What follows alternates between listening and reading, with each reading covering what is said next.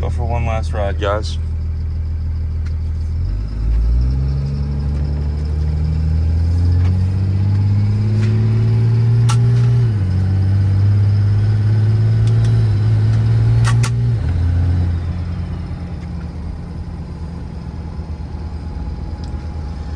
It's gonna be hard to see this one go, but you know, dang seatbelt light really killing the mood.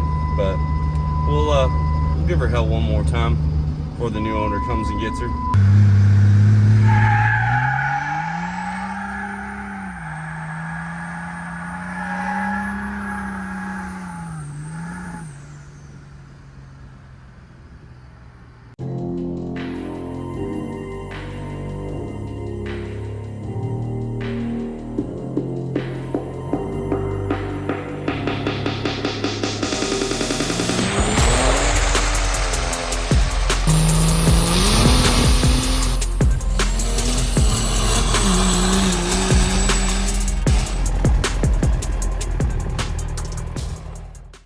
Hey guys, welcome back to the channel. This video is going to be pretty short, just kind of an update on where things are going with the Mega Cab. We have decided to part ways with it.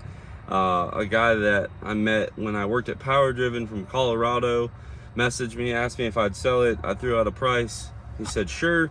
So he's actually, as I film this, on his way to fly into the airport. We'll pick him up and he will hopefully take the truck.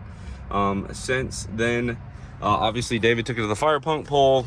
I went through the trans real quick. I changed the injectors out. We put some 100% in here for him just to kind of turn it down a little bit. I just finished tuning it for the hundreds. It drives great. Honestly, with the smaller injectors, it is obviously runs a lot cleaner and really makes me miss it, but we are parting ways with it. I'm gonna be honest, it's really for a couple reasons. Number one, I'd love to say I need basically the 07 reincarnated, but having 4 project trucks at one time is getting to be a lot. With the way everything's working in this crazy world, especially with, I don't know, just the economy and everything else, I really just want to have as much collateral as I can going forward. Personally, that's kind of how I'm doing it. So we'll still keep the 6-liter, the quad cab, and the L5P. We're just getting rid of one of these. So a little bit's financial, a little bit's just, in all reality, guys, this truck doesn't really make me any more money on YouTube. If I'm being real, the series didn't really take off all that crazy. And I think a lot of it just has to do with we've built so many 3rd gen Dodges. And they always follow the same path. We start with like a 2nd gen swap, and then we kind of snowball from there to where we have a 1100 horsepower, full manual valve body, compound turboed 6.7 truck. But this by far was definitely one of my favorite builds. It was very user friendly. David was able to drive it and sled pull it. It was a Laramie truck. As you can see, the back seats like barely even been sat in. So all in all, the buyer of this truck's getting a Arizona rust-free with a full front end. He's getting the we're gonna change the wheels to stock, but we have all the front end upgrades that we did. I didn't pull none of that off. We just changed the injectors. He still gets the compounds and everything else. So all in all, I think he's getting a good value. I made my money on it through YouTube, through the channel, and it's time to send this one down the road to a new owner that's hopefully going to drive it a lot more.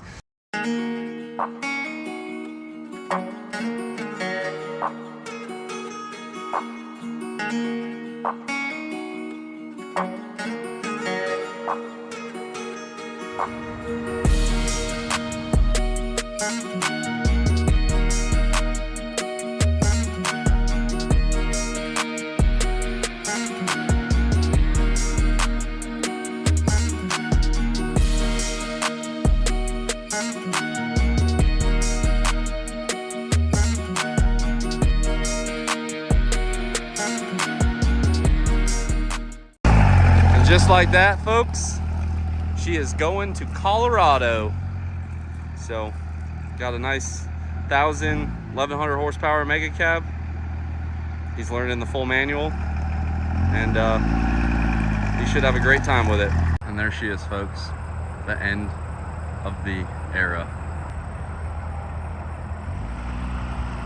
We did it.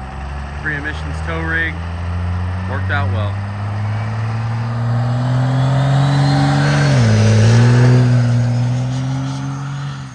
Good luck, sir. The mega cab is officially sold.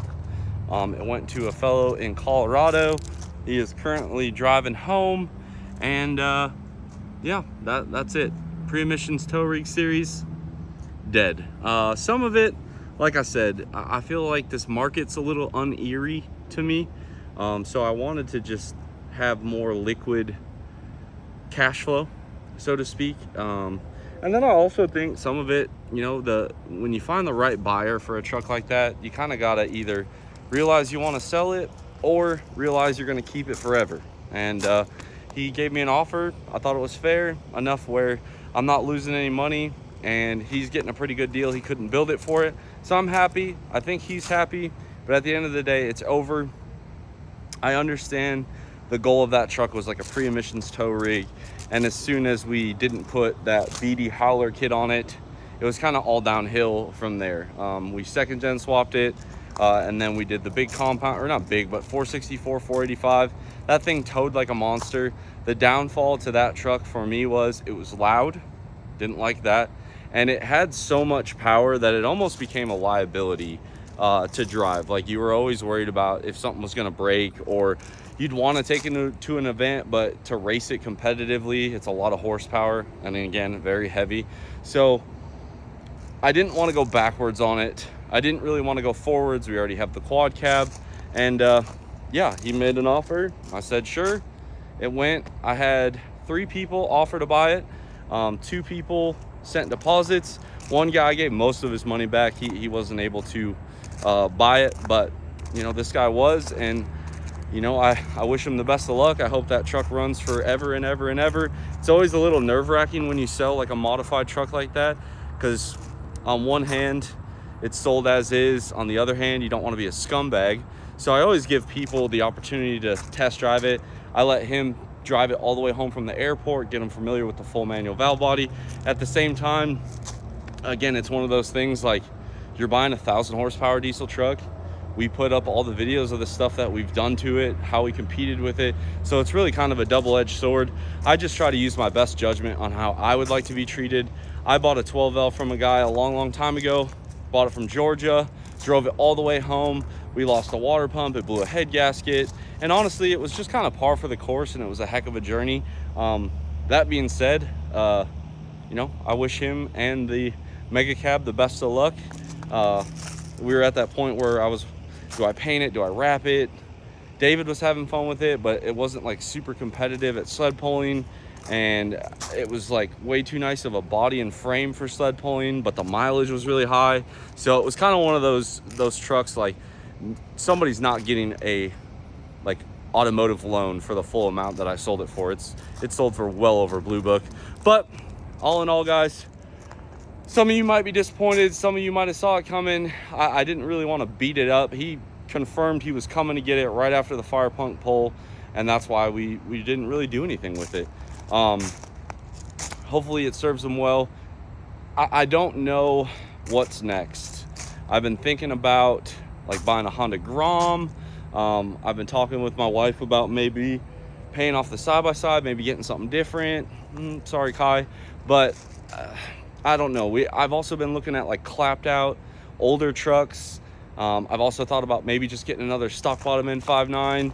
I've also thought about just not getting anything and focusing on what we have, which is the 6-liter, my crew cab, which is parked over there, and my L5P, which is parked right there. Let me know in the comments what you guys think.